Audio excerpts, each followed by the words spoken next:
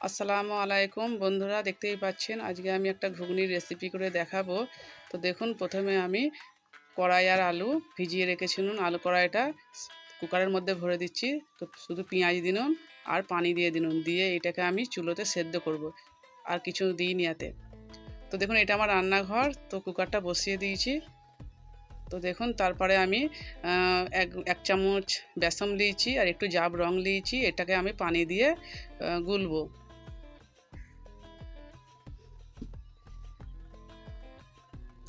এটা ফেটে নেব। তো দেখুন বন্ধুরা, তো আমার ঘুগনিটা সেদ্ধ হয়ে গেছে। দেখতে পাচ্ছেন কড়াই আলুটা আমার সেদ্ধ হয়ে গেছে। তারপর আমি চুলোতে কড়া বসিয়ে দেবো মশলাটা করার জন্যে। তো কড়াটা বসিয়ে দিয়েছি। এবার আমি তেল দিচ্ছি। তারপরে কাঁচা কুচনা পেঁয়াজ ছিল একটা, ছোটো মতোই দিয়েছি, যেহেতু কড়াই সেদ্ধ করার সময় আলু পেঁয়াজ দেওয়া ছিল ওতে।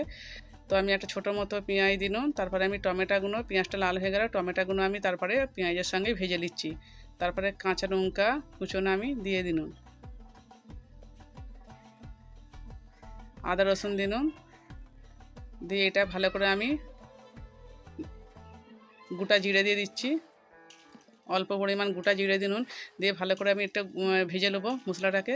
তারপরে আমি হালকা করে একটু পানি দেবো, এতে একটু পানি দিচ্ছি কারণ মশলাটা পুড়ে যাবে। একটু পানি দিয়ে দিনুন।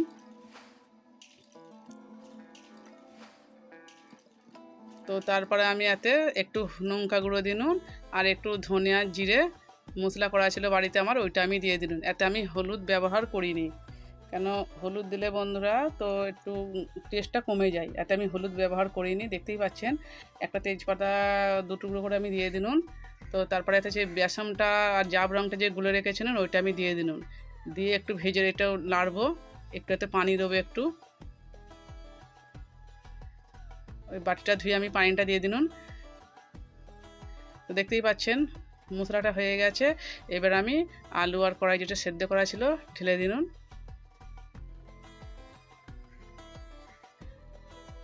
তারপরে নুন দিইনি আমি, কড়াইটা সেদ্ধ হবে না বলে লাস্টে আমি নুনটা দিনুন। একটু মৌরি আর ধনে গুঁড়ো করা ছিল ওইটা দিয়ে দিনুন। তো তারপরে আমি একটু চাপা দেবো এতে।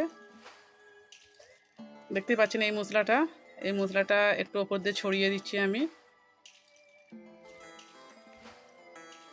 তারপরে গরম মশলা আর লবং, ডালচিনি একটু ওপর দিয়ে দিনুন। গোটাই দিয়ে দিয়েছি, গুঁড়ো করিনি। তো এবার আমি ঢাকা দিয়ে দেবো এতে।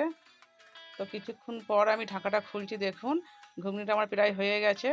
দেখতেই পাচ্ছেন ঘুগনিটা আমার।